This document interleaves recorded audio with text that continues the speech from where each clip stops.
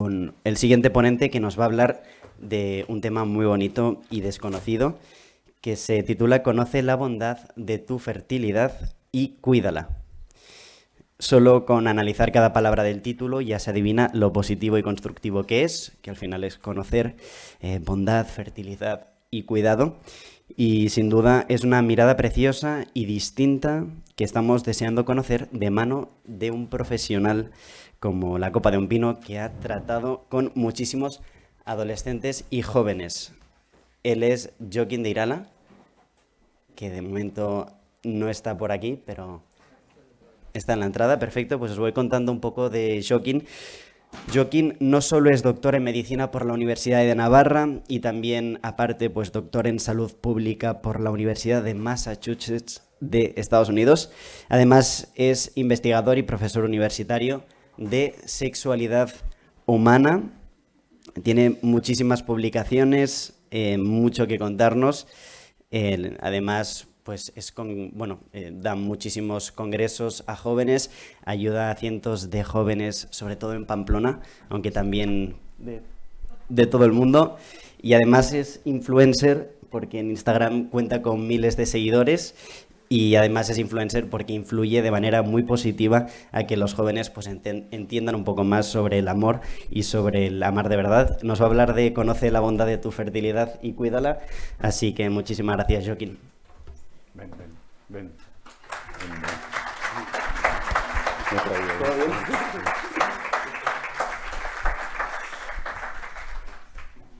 Buenos días. Estoy encantado de estar aquí porque esto me recuerda mis años de estudiante de medicina cuando fundamos un grupo de estudiantes de medicina Jóvenes Pro Vida de Navarra y todas estas aventuras que tuvimos en esa época. O sea que es como, Pro Vida es un poco como, para mí, mi casa inicial, ¿no? Donde empecé, a hacer cosas, ¿no? A favor de la vida. Esto está... Hoy voy a hablaros del reconocimiento de la fertilidad, pero con el enfoque de qué efecto tiene ante los jóvenes a quien les hablamos de estas cuestiones. Ya sabéis que el origen de la vida siempre ha sido como motivo de especulación o de pregunta, ¿no? Aristóteles hablaba del espermatozoide como una especie de escultor que esculpía el ser humano a partir del óvulo, ¿no? Malebranche decía, no, es que somos como las muñecas rusas, ¿no? Que nos desencapsulamos una generación de otra.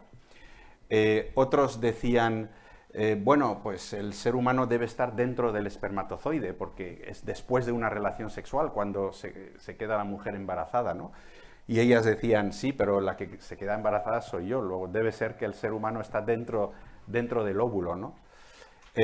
Luego es interesante ver el momento de la concepción según sociedades primitivas, ¿no? Si veis, aquí hay distintas sociedades, ¿no? Por ejemplo, en Australia esta tribu decía, tienen que ocurrir 5 o 6 eyaculaciones en días sucesivos después de la menstruación, ¿no? Además era como muy curioso, ¿no? 5 o 6, ¿no?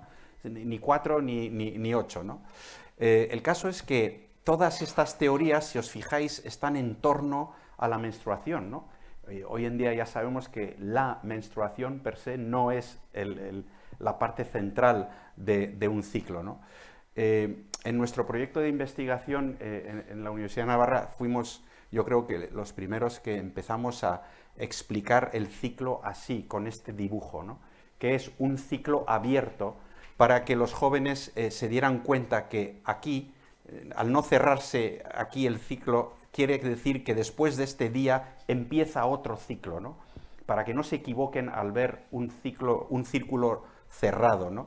Otra novedad que empezamos a introducir en los libros de texto escolares era, no decíamos que el ciclo tiene 28 días y la ovulación ocurre en el día 14, que es lo típico en los libros, ¿no? Sino que aquí decíamos, bueno, la ovulación es por aquí, ¿no? Y el enfoque era acercarnos más a la realidad biológica a la hora de explicar estos temas a los jóvenes. Esto es un material que hicimos para tercero de la ESO hace ya muchos años.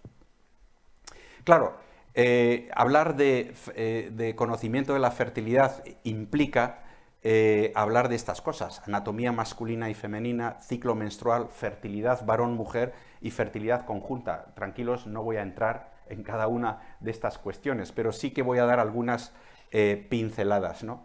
En cuanto a los órganos femeninos, simplemente recordar que en la mujer hay dos vías, está separada la vía urinaria de la vía genital reproductora. Y este órgano de aquí, o esta parte de la matriz del cuello, es muy importante, ¿no? El cuello del útero va a ser muy importante para todo lo que voy a decir ahora, para hablar de la fertilidad. En los chicos solo hay una vía, ¿no? La orina pasa por la misma vía que todo lo que es reproductor, ¿no? Yo siempre suelo decir, medio en broma, pero medio en serio, que a veces en los colegios, cuando se explican estas cosas a los chicos, es muy típico hablar de la ovulación, la menstruación, el ciclo, la fecundación y el embarazo. Qué bonito, es todo como muy bonito, ¿no? Cuando se habla de la mujer. Luego se llega al hombre y es en plan testículo, espermatozoide, página siguiente, ¿no? Yo digo, a ver, un momento, vamos a ver con más detenimiento esto, ¿no? Resulta que los chicos tenemos debajo de la próstata dos glándulas, que son las glándulas de Cooper. Es curioso, en algunos libros o en algunos dibujos ni siquiera te lo ponen, ¿no? Y sin embargo es muy importante. La glándula de Cooper fabrica una secreción que es como la clara de huevo cruda, que se estira si uno lo coge entre los dedos, y su función es limpiar la vía urinaria para que si después se produjera la eyaculación, los espermatozoides sobrevivirían, ¿no? La glándula de Cooper se pone en acción siempre que el chico está excitado, porque está pensando en algo, porque está besando, porque está acariciando, porque está iniciando una relación sexual, porque está mirando una imagen, se pone en marcha y se limpia la vía urinaria. No me digáis que esto no merece derramar una lágrima de emoción al ver cómo los chicos custodiamos nuestros espermatozoides hasta entregarlos a buen puerto. Es decir, la cuestión es que la fertilidad de la mujer es pro maternidad, el ciclo de la mujer es pro maternidad, pero también lo que acabamos de ver en el varón es pro paternidad. O sea que chicos y chicas tenemos una fisiología pro maternidad y pro paternidad. El ciclo hay que explicarlo bien siempre.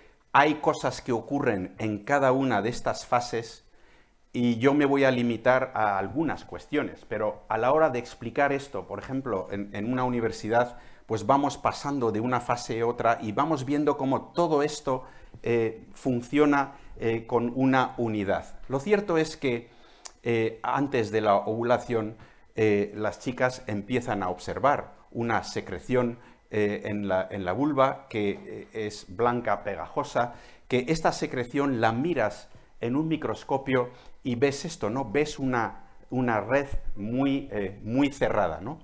Resulta que van aumentando los estrógenos porque se va acercando la ovulación y de repente cerca de la ovulación, justo antes, la secreción se convierte en algo diferente, ¿no? Y si lo miramos en un microscopio es una red como rota, vamos a decir, pero aquí lo que hay es unos auténticos canales para que los espermatozoides naden, ¿no?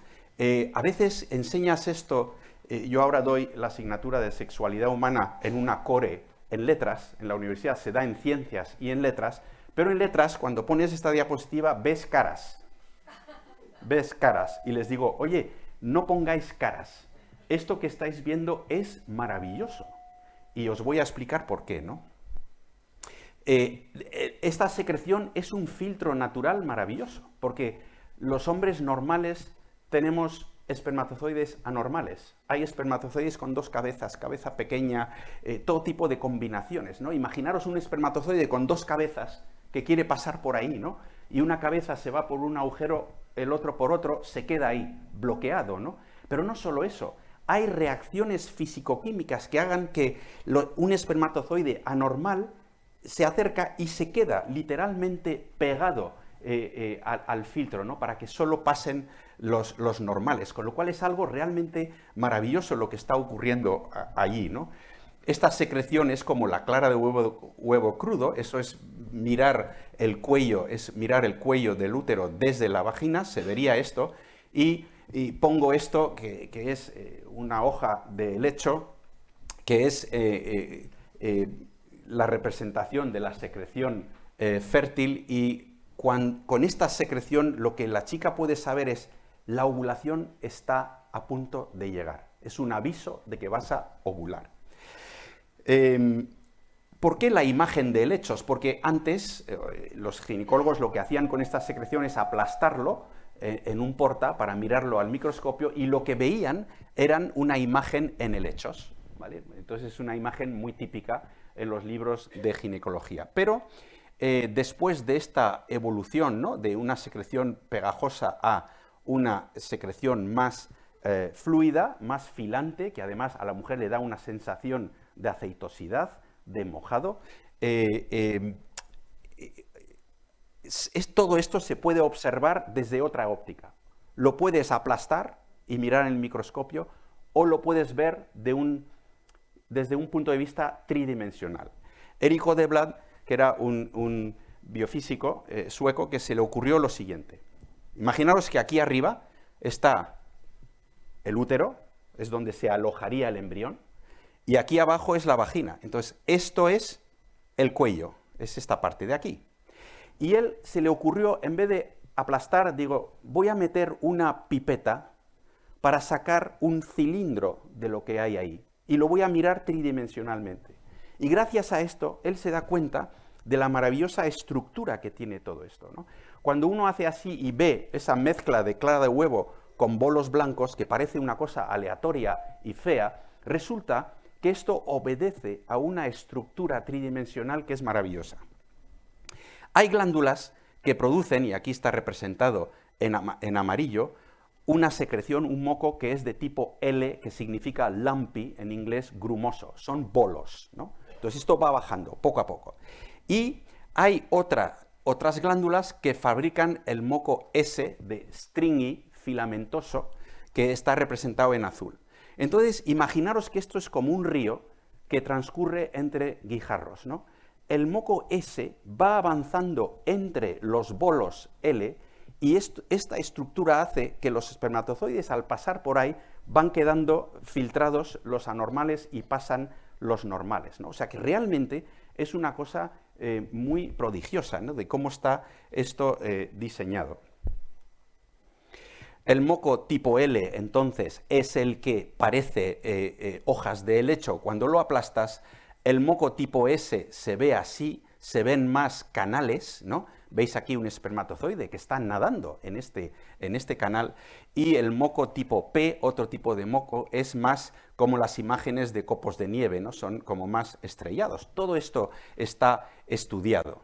Luego, al final, antes de la menstruación, si mirásemos lo que pasa ahí, pues vemos que podríamos encontrarnos con una secreción otra vez blanca pegajosa, otra vez es como una red, pero incluso en el microscopio se ve como una auténtica pared, ¿no? El moco G es el moco gestagénico, que es el típico tapón mucoso que se libera la primera vez cuando una mujer se pone de parto. Se pone de parto, se dilata el cuello del útero, y lo primero que aparece a veces antes de romper aguas es el tapón mucoso, ¿no? Y eso quiere decir que está de parto. Pero es interesante la imagen del microscopio, que parece literalmente una pared, ¿no?, para proteger al embrión en el caso de que esté ahí el embrión. Por supuesto que todo esto está publicado en revistas médicas, y claro que tiene sentido enseñar esto en las universidades, porque lo que ocurre cuando uno enseña esto en las universidades es que despierta la admiración de los universitarios por su fertilidad. Y cuando ellos ven cómo funciona su fertilidad, van a ser más sensibles a las cosas que alteran a ese normal funcionamiento. Yo cuando doy estas clases en la universidad, todos los años hay chicas que vienen y me dicen, va a ser que yo creo que tengo un ovario poliquístico, porque mi patrón de moco es diferente. Eso en sí es una maravilla, ¿no? Que una universitaria sea capaz de darse cuenta que algo no le está funcionando bien, etc. ¿Qué pasa después de la fecundación? Después de la ovulación, si hay fecundación. Pues aquí empezaría la vida de un nuevo ser humano. Y quiero hablaros, pues se pueden decir muchas cosas, pero hay tres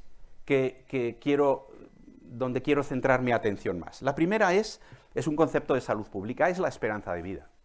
La esperanza de vida es cuánto se espera que vivas, ¿no?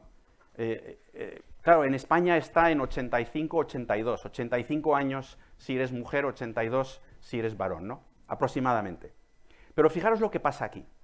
El óvulo, técnicamente hablando, es una célula moribunda. Técnicamente es una célula que se muere. Una vez que la mujer ovula, ese óvulo puede sobrevivir 24 o 36 horas. Los espermatozoides son células moribundas. En el mejor de las condiciones, en presencia de moco cervical fértil, podrían sobrevivir hasta 5 días, pero técnicamente es una célula que se muere. De repente los dos se unen y el resultado, si vive en España, puede vivir 85 años si es mujer, 82 si es varón. Claro, en ese momento ha ocurrido algo increíble, irrepetible, único. Dos células que se mueren, se unen, el resultado es 85 años. Ahí ha pasado algo, ahí ha pasado algo. El segundo aspecto, esto es algo que yo lo escuché por primera vez decir a un profesor que yo tuve, que es don Gonzalo Herranz, ¿no? Y a mí yo me acuerdo cuando contó eso, a mí me fascinó, porque es una cosa tan sencilla y es un mensaje muy, muy poderoso, ¿no? El segundo aspecto es la nutrición. Mirad, lo único que pasa desde ese momento hasta la muerte es que cambia tu menú. Cambia tu menú. O sea, aquí el embrión se nutre de las reservas del óvulo. Según va avanzando, se nutre de lo que va pillando en la trompa. Se implanta y empieza a nutrirse del intercambio de sangre con la madre. Al nacer, lactancia, biberones, primeras papillas, chuletón de buey. No, es vegetariano, proteínas de soja. Está enferma, sonda nasogástrica. O sea, no tiene sentido clasificar a alguien en ser humano sí o no según su menú. Esto no tiene sentido, ¿vale? Entonces lo único que cambia es el menú. La tercera es la inmunotolerancia. A mí me estremece todavía que se diga o se hable de que el embrión o el feto es parte, ¿no? Es tu cuerpo, ¿no? Que una mujer diga, tengo derecho sobre mi cuerpo, es tu cuerpo. A ver, si fuera tu cuerpo, habría que declarar que tienes 2 cabezas y 4 brazos. No es que tengas un cuerpo así, tienes un cuerpo dentro de tu cuerpo. Es más, ese cuerpo es para ti extraño. Todos hemos tenido la experiencia de meternos una astilla en el dedo. La astilla es un cuerpo extraño para nosotros. ¿Qué hace nuestro cuerpo? Intenta rechazarlo. Y efectivamente, después de unos días, te pelas la piel y se cae la astilla. Efectivamente, este nuevo ser humano es un cuerpo extraño y su madre va a tender a rechazarlo porque lo reconoce como extraño. Es verdad que la mitad de sus genes los reconoce como suyos, pero es que la otra mitad no es. Y entonces el embrión se tiene que proteger de su madre literalmente y tiene que fabricar una sustancia de inmunotolerancia para que su madre no lo rechace, ¿no? Esto está publicado en el New England Journal of Medicine, ¿no? Que es una revista médica top, ¿no? Y te están explicando cómo el embrión fabrica, están aquí, facilitadores de la inmunotolerancia. O sea, tiene que protegerse literalmente de su madre, ¿vale? Entonces, el embrión no es parte de la madre, es un cuerpo extraño. Y yo le suelo decir a mis alumnos, si tú has nacido de una fecundación natural, es decir, si tú no vienes de in vitro, un día estuviste en la trompa de tu madre. Eras tú en la trompa de tu madre. No te puedo decir si estuviste en la izquierda o la derecha. Es verdad que si tienes un hermano, a lo mejor estuvisteis los dos en la misma trompa, o a lo mejor tú en la izquierda y tu hermano en la derecha. Pero fuiste tú un día en la trompa de tu madre. No era un pre-tú, o un ser que se convirtió en tú. Eras tú. Tú estuviste ahí. El fallo es la deformación profesional. Me acuerdo cuando era estudiante de medicina que te hace mucha ilusión empezar a hacer prácticas, ¿no? Y me acuerdo que hacías tus prácticas la primera vez, había visto a un paciente con hepatitis y al día siguiente llego al trabajo y mi profesor era Eduardo Ortiz de Landázuri y le digo, doctor, ¿qué tal la hepatitis de ayer? Me mira y me dice, ¿pero tú ayer viste un hígado en una cama? ¿O viste a un señor? Tienes que aprenderte los nombres de tus pacientes. Claro, eso fue un shock, ¿no? Tercero de medicina, ¿no? Pero es que todas las profesiones tenemos deformación profesional. Tú estás en un hospital, en un ascensor, y tú le puedes oír a un médico decirle al otro, ¿qué tal tu día? Bien, he tenido una obesidad y 2 diabetes. A lo mejor esa obesidad es tu abuela. Y se refieren a ella así, ¿no? Deformación profesional.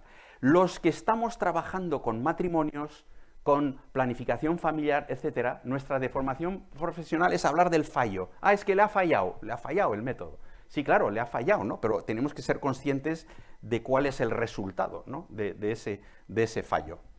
Bien, pues si no hay fecundación, he hablado de qué pasa cuando hay fecundación. ¿Qué pasa cuando no hay fecundación? Pues se produce la menstruación, entre 10 y 16 días después de la ovulación.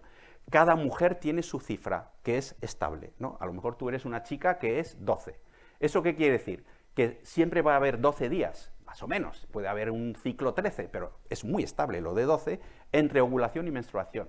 O sea que si tú te conoces tu ciclo, en principio no tiene que ocurrirte que te baja la regla sin tú saberlo perfectamente, que va a bajar tal día. Entonces, aquí viene lo interesante, ¿no? La verdad os hará libres. Les digo a los alumnos que conocer estas cosas de fertilidad tiene 5 consecuencias. Primera consecuencia, el embarazo es posible sin eyaculación. Segunda consecuencia, el embarazo es posible sin penetración. Tercera consecuencia, tú puedes vivir, si quieres, la procreación consciente. Cuarta, es una oportunidad para la vida conocer la fertilidad. Y quinta, tú puedes, si conoces tu fertilidad, determinar la ventana de la fertilidad y favorecer o espaciar, evitar embarazos. Entonces, primera verdad, ¿el embarazo es posible sin eyaculación? Sí, porque esa secreción que os he hablado de las glándulas de Cooper pueden contener espermatozoides. Es decir, por eso la marcha atrás tiene bastantes fallos, porque aunque el hombre se retire para eyacular fuera, esa secreción, que se llama también secreción preeyaculatoria, puede ocurrir puede tener espermatozoides y por lo tanto puede producir un embarazo, aunque no eyacule en vagina. Segundo, el embarazo es posible sin penetración, es decir, técnicamente una chica virgen se puede quedar embarazada, porque si está en el periodo fértil y la secreción va hacia afuera, basta que su vulva se manche por fuera de esperma para que se quede embarazada, porque el espermatozoide no necesita más para nadar hacia su destino. Tercero, la procreación consciente. ¿Qué es la procreación consciente? Pues consiste en tener unas relaciones sexuales muy especiales en el momento del ciclo con mayor probabilidad de concepción.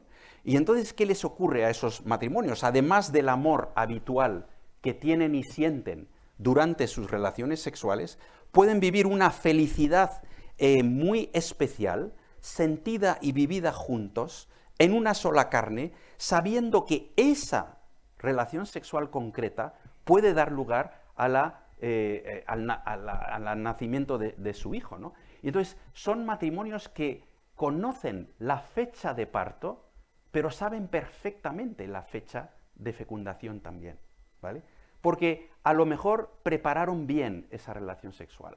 Salieron a cenar, celebración, flores, romanticismo, tal. Esa relación sexual concreta del 9 de marzo es cuando nuestro hijo empezó a vivir, ¿vale? Y eso es especial.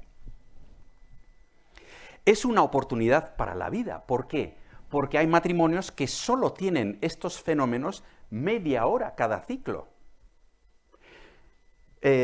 Algunas chicas no ven nada, solo sienten. No, yo siento mojado o lubricación y además solo siento eso media hora al mes.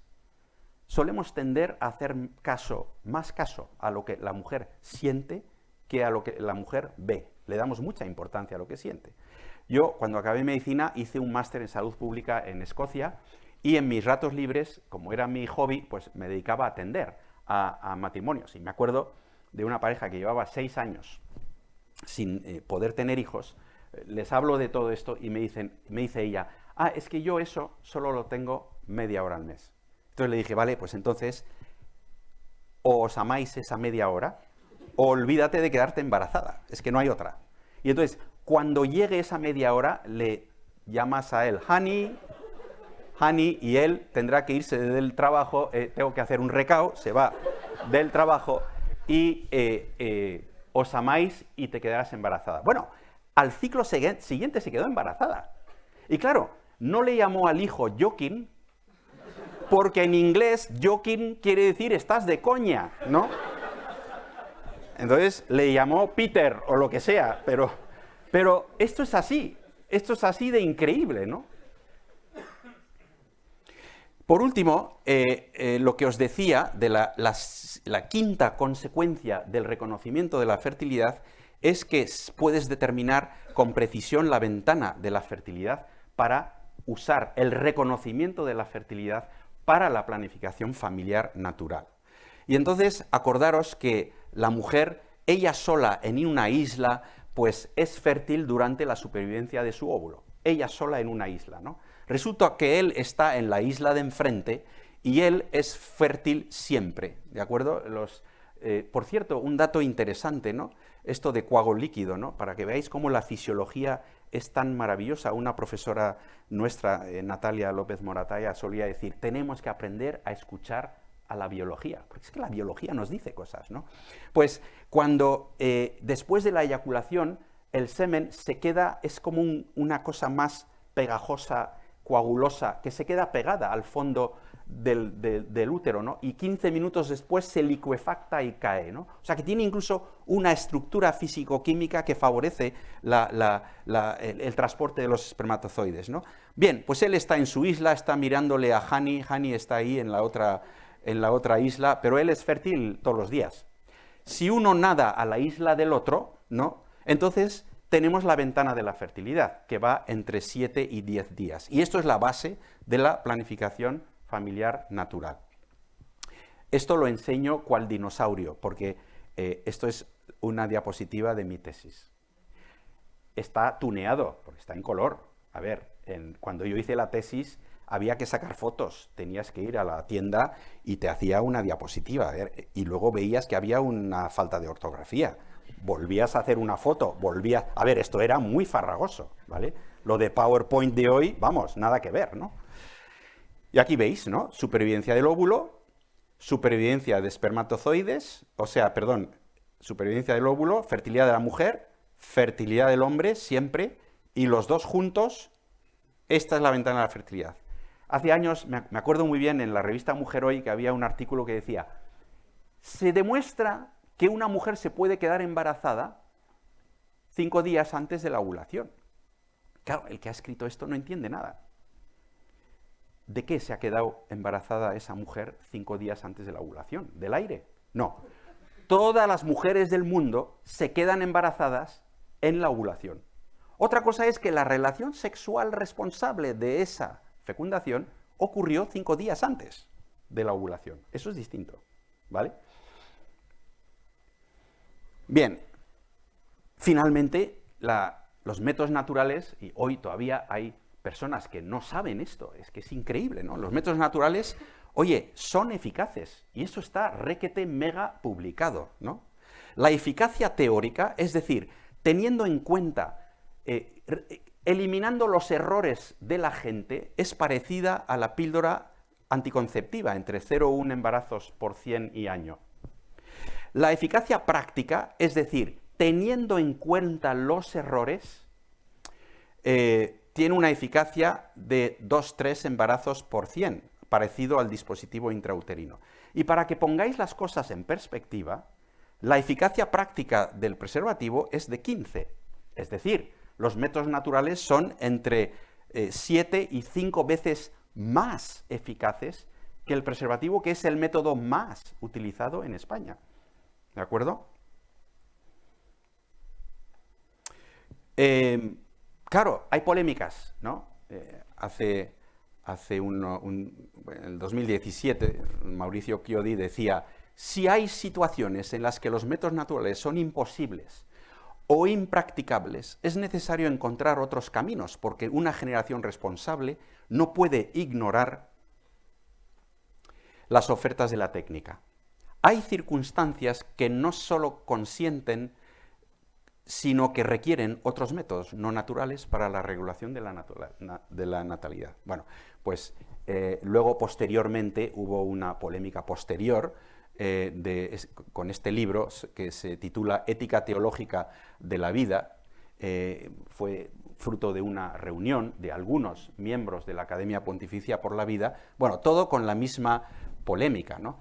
Pongo nada nuevo bajo el sol, os voy a explicar por qué, no voy a entrar en detalle todo esto, pero podéis encontrar en diferentes comentarios que yo he ido escribiendo sobre estas afirmaciones, ¿no? Hay cosas en Aciprensa, hay cosas en Vatican Insider, en muchos sitios. Bien, pero